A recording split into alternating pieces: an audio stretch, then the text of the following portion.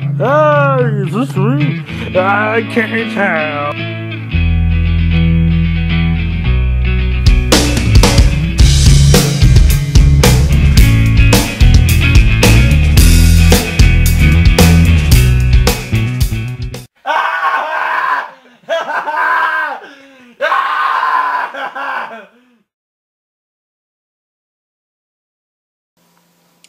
What's up, man?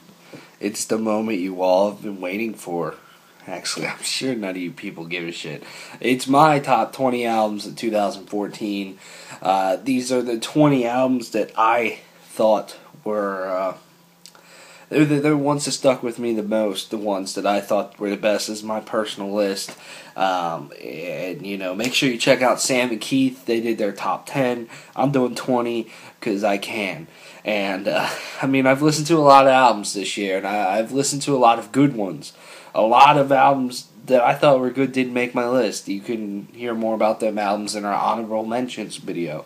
And I even have 5 more honorable mentions that I want to say right before we get started. So at number 5 or number 25 coming in here in 2014, let's get started. Steel Panther with All You Can Eat. Fantastic record, very funny as well. Number 24, I had Beyond Creation with Earthbound Evolution.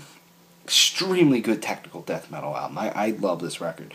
Number 23, Fallujah with The Flesh Prevails.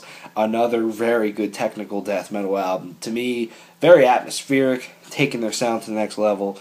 Number 22, I had Woven War with their self-titled. I thoroughly enjoyed this album. This is one of my most listened to albums this year. This album just jams, and I like it. And number 21, Agalloch with The Serpent in the Sphere. Another great album in Agalloch's career. Agalloch's a fucking amazing band, dude. And, let's get started. Fuck spiders, man. I want to kill a spider and fucking kind of like stub my finger on the fucking ceramic tile floor. My finger fucking hurts, man. That fucking spider got what he deserved. Fucking my finger up. Whatever. Number 20. I have Judas Priest with Redeemer of Souls. This is a great comeback record for this band. They haven't made a record since Nostradamus in 2008. And this album really, really just jams. It is a good album, man.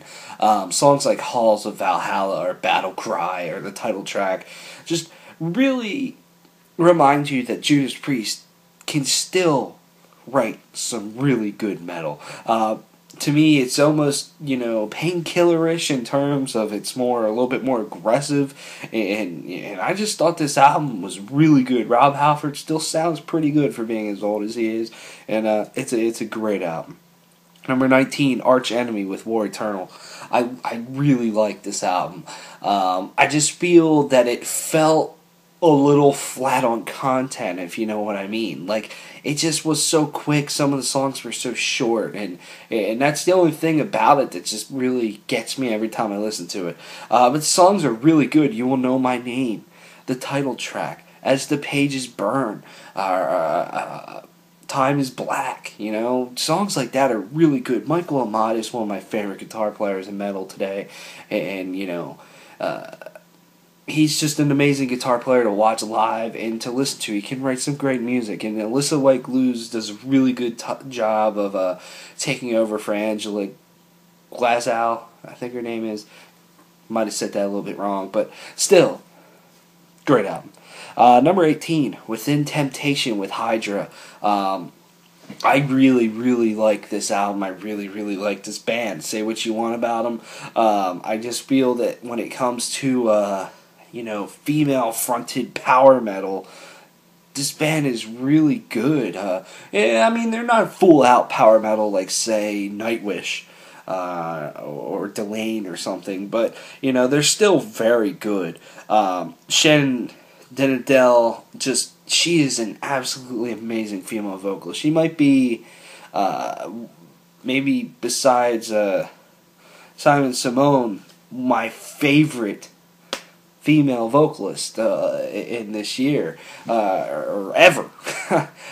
Tracks such as And We Run with Exhibit are surprisingly good. Paradise with Tarja, formerly of Nightwish, very great. Dangerous with Howard Jones is probably my favorite song on here. But, you know, this isn't just a celebrity show. Tracks such as Let Us Burn or Covered by Roses are very, very good, very catchy, just well put together songs. Thoroughly enjoyed this record. So yeah.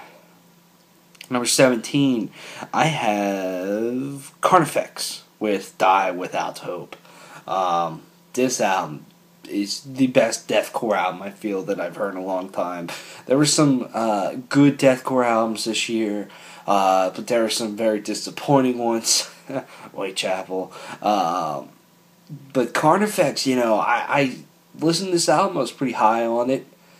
I stopped listening to it, and then I came back to it just a couple weeks ago trying to get ready to do this video, and man, you know, this album just hit me. Like, I was like, fuck, this is a really, really good record.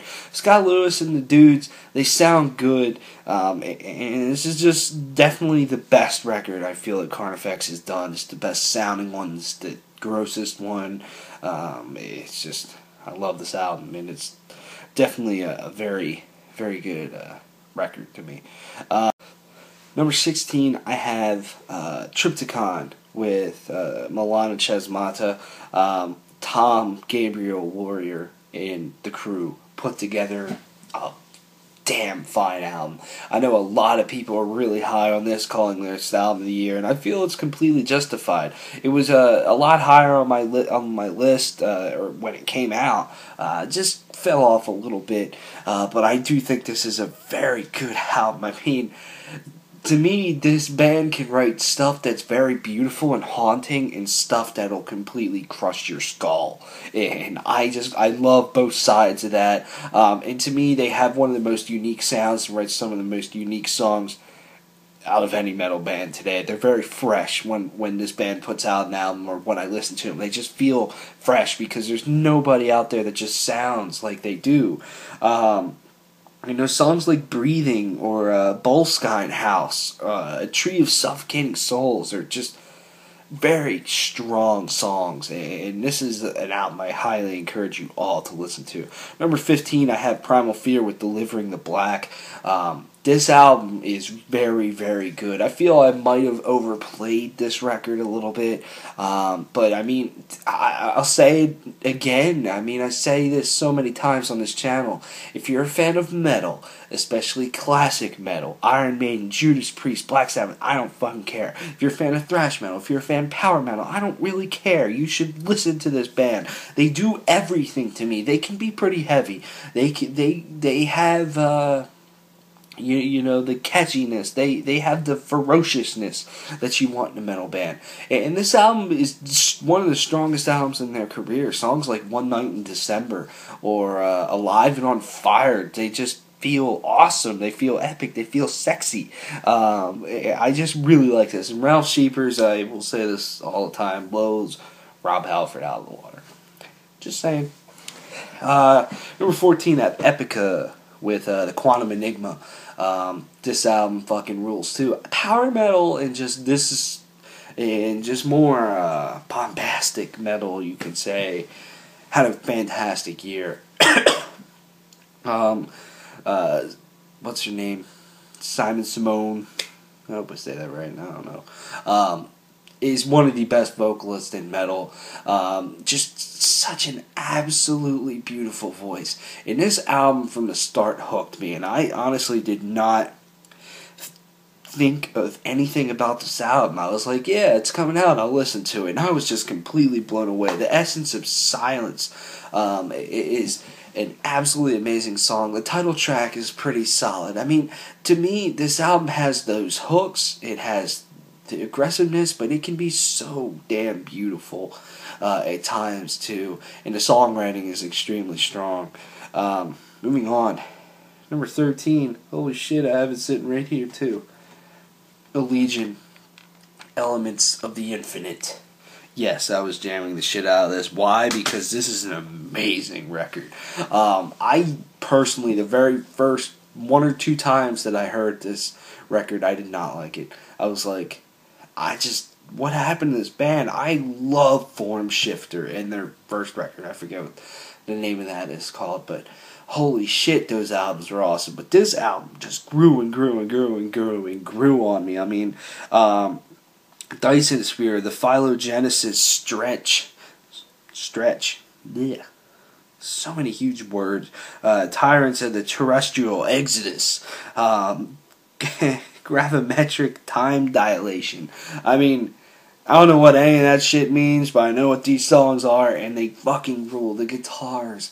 Oh man, to me, if you're a big guitar guy, this band is a fucking joy to listen to. I mean, every time in 1.618, towards the end when they harmonize the lead that is in the chorus, I lose my shit every time. I mean, you can't listen to that song and not air guitar. It's an amazing song. It has a lot of melody to it.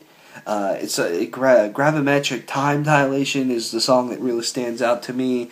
To me, this band I feel like they just matured so much on this album.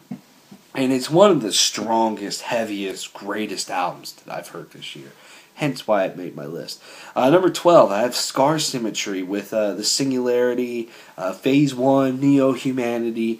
Part 1 to 3. And I was completely blown away by this album. It's only 8 songs long, 7 technically, because the intro is only like 45 seconds or some shit.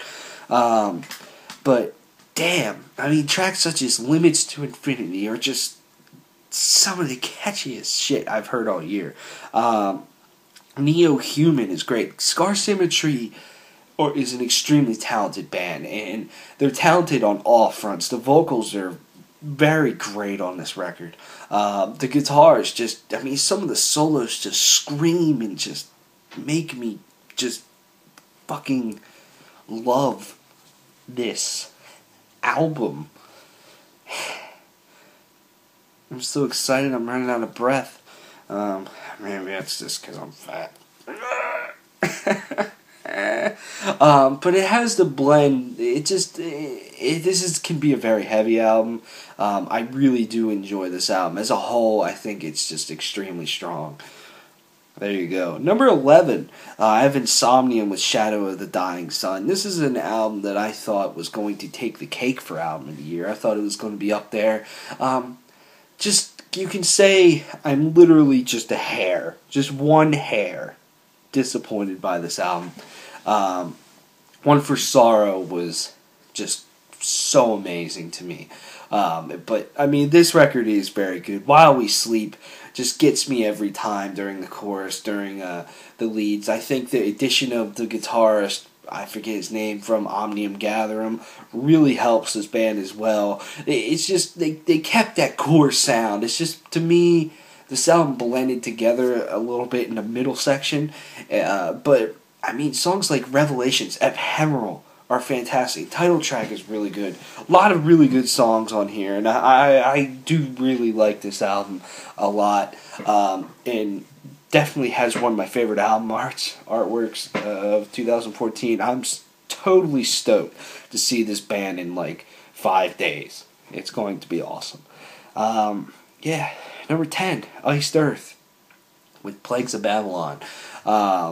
Stu Block and John Schaefer, they're hitting it on all cylinders now. This is the only second record that they've done together. But to me, Dystopia was a good album, but it felt like testing grounds almost for Stu Block and what he can do. And a lot of the songs were just short little bursts. And, you know, now these songs are much longer, they're much meatier. And just take the title track, for instance. There's a lot of, ups and downs. It's a roller coaster ride through that. That's the whole album to me. It's just an extremely strong album. It's the first album that I listened to in 2014, and it's still one of the greatest ones that I've heard this year. It's one of the best Iced Earth albums, in my opinion. It's just their blend of melody and just kind of beauty at times, and just metal is awesome. Number 9. I have an album that, this band anymore just divides a lot of people, but I really love this album, and that is Opeth with Pale Communion. To me, Heritage is the weakest Opeth album, and I'm not saying that this would be way up there. I still really like the older stuff, and the more time as time goes on, the more I enjoy older Opeth more. But I still really thought this was a really good album. Every time when I start this album, when Eternal Rains Will Come kind of picks up, the full band comes in and everything, and just the softness of the guitar and everything, it gets me every time. It makes me have this feeling, and I love it. It's just, this album didn't completely bore me like Heritage, and Heritage is okay, but I feel they're taking that more 70s, older rock style, and they perfect it a little bit more. I like songs such as, what is it? Sun Above, Moon Below, something like that. I'm getting it mixed up. Cusp of Eternity has a lot of groove to it. The River is a pretty cool song as well. So there's some good jams on here. Lots of great guitar solos. And, it's progressive rock, you can say. But it's much better than Heritage. I thoroughly enjoyed this album. Number 8. Man, we're totally switching styles here. Cannibal Corpse. The Skeletal Domain. Holy shit. I was just, we have, what are they? Music Choice or whatever. Every once in a while I'll throw it on when I'm doing some shit. And the Murderer's Pact from this record came on. I just lost my shit. Dude, just listen to that guitar in the beginning and just try not to headbang. It's impossible. It is awesome. That song is incredible. I do think this album is better than Torture as a whole, and I thought Torture was pretty damn good.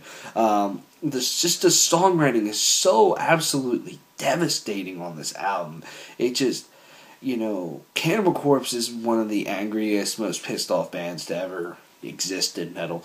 And to me, it's crazy that, however many albums they're in their career now, they're still going strong. Good 25 years, and they're still writing some of the best albums that they've written.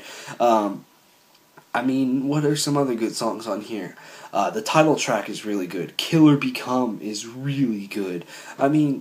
Just the guitar work that Cannibal Corpse has ranges to me from simplistic to completely insane, and they can pull it off all in one song, all changing in 20 seconds, and it's awesome. This album just gets you moving. It's a great album. Now, change the styles again. Animals as Leaders with the Joy of Motion. I really like this album, and it kind of is one of the most surprising albums to me. I knew this album was going to be pleasant to listen to.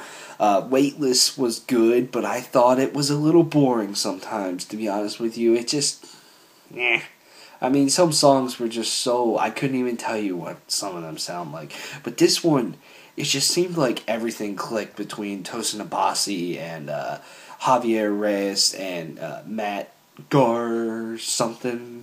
G. I forget his last name. No, it begins with a G.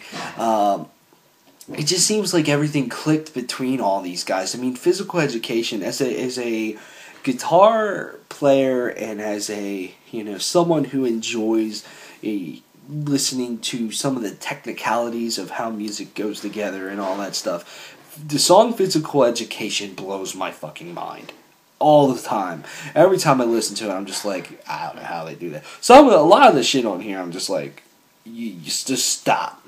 You're blowing my mind too much. Tooth and Claw is another very more upbeat song. Another Year. A lot of these songs put they kind of paint their own picture, and you can tell your own story to some of these songs. You know, they're just the background music, and I really like that. You know, every time this album starts with a, you know, more softer, clean guitar with Cascade, I just, you know, just like I said with Opeth, it just gives me this feeling, and I love it. So this is definitely a very good album. Number 6, it's technically a double album, but whatever. Devin Townsend with Z2, slash Sky Blue, slash Dark Matters, whatever the hell you want to call it. I do enjoy the Sky Blue side of this album more, although Dark Matters is definitely very funny, and I like it for its more energetic, more aggressive side. That's one, you know, this album to me is Devin Townsend in a nutshell. He can write anything. I mean, there's some very gorgeous, beautiful songs on here, a lot of emotional songs, and then you flip to the other side of the album and he just wants to rip your fucking brains out. You know, it's stuff like that that makes Devin Townsend just such a special musician. And you know, I can never get over, you know, how good this guy is.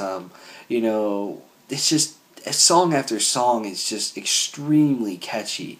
Fucking Off of Dark Matters, Death Ray or whatever. It's just, that's the one that's always the track that sticks out to me on that album, just by how catchy that guitar is and how that chorus is. And the one that sticks out to me on Sky Blue is Fallout. That's a very good song. But yeah, I mean, these albums are just phenomenal, and Devin Townsend is phenomenal, and I love him. Devin Townsend, I love you. Come on, honky.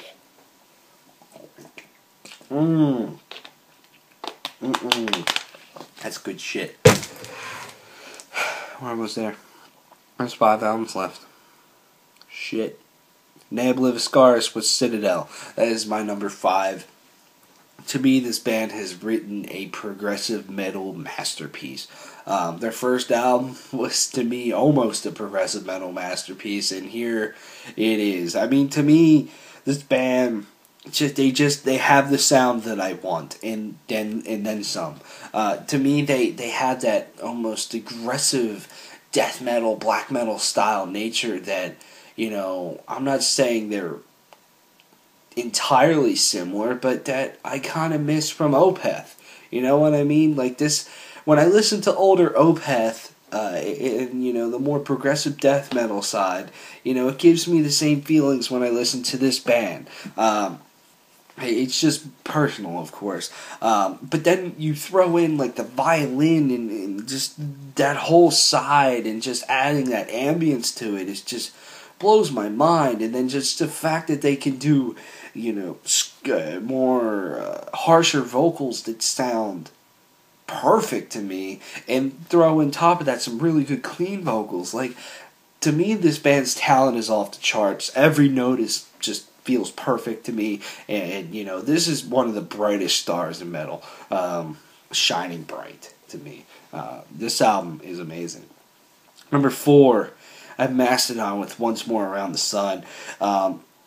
What's his name? Brand Daler, Brent Hines, and Troy Sanders. Vocally, I just feel they're hitting on all cylinders. This band is, to me, it's a little bit more of the Hunter style of more jammy, more, I don't want to say mainstream, but that type of style, more straightforward, you can say. With songs like The Mother Lode, just having an extremely awesome chorus, and just catchy all around. And well, the thing I like about a lot of these songs is I just feel there's a lot of emotion and a lot of melody that's put into them. And you know, Mastodon they're one of the most talented bands in metal, and they're a truly unique band. There's not a band out there to me that sounds like they do when they play Chimes at Midnight. You know what I mean? And you know, that's captured on this album. It's a really good album to listen to. It's not Mastodon of old. It's not the really crazy aggressive Mastodon. It's more straightforward Mastodon. I just, as a whole, I just absolutely could not get enough of this album. That's why it's so high on my list personally. It's a great fucking record. Number 3, oh boy, Machine Head with Bloodstone and Diamonds. I love this album. Rob Flynn, to me, this band just gets better and better and better. I'm not saying this album tops The Blackening. The Blackening is, truly a masterpiece in my eyes. But it's damn near close. It's better than Unto the Locust as a whole. I mean, I take... one of my favorite songs on there is Eyes of the Dead. That song is so pissed off, and I love it. And then the more breakdown at the end when Rob Flynn's just screaming through the eyes of the dead, and I'm just like, yes!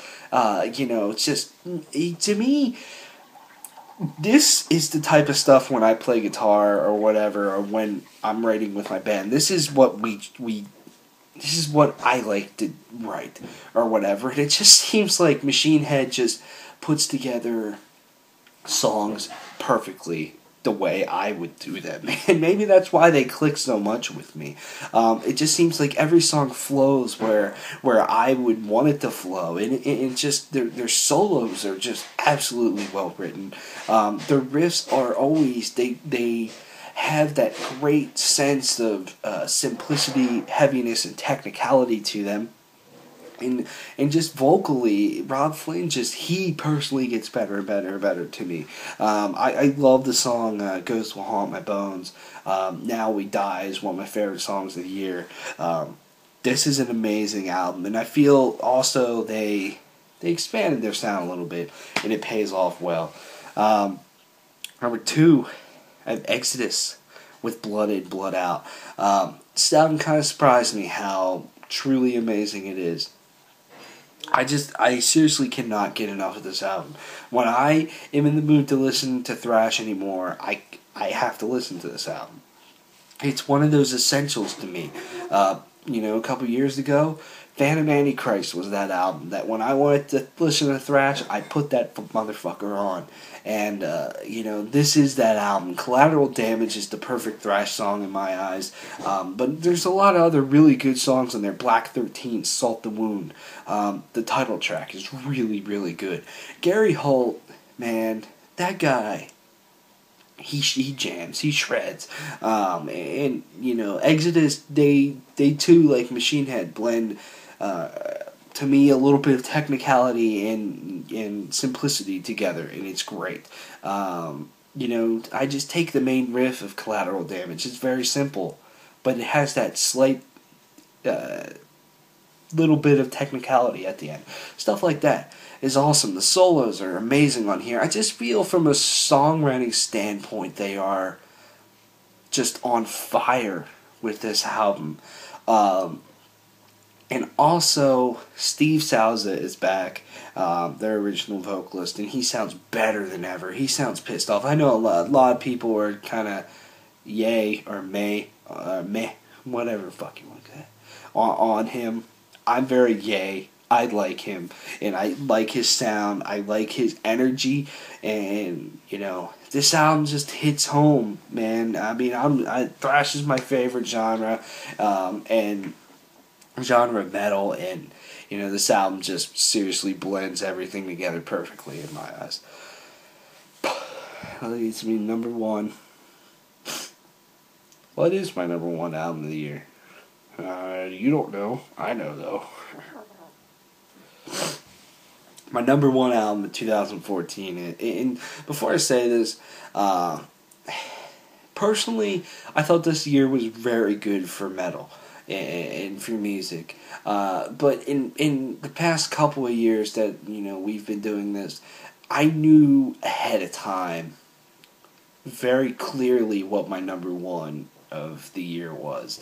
I knew that in 2012. I knew it in 2013. But this year, I did not really know.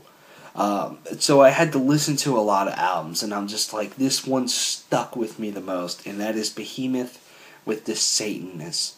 And to be honest with you, this was my number 1 halfway through the year, but I I hadn't listened to it in a while, and I revisited it, and it just really hits you, man, and it hits you in the most evil and just beautiful ways, and I absolutely adore this album. I seriously think it is a masterpiece.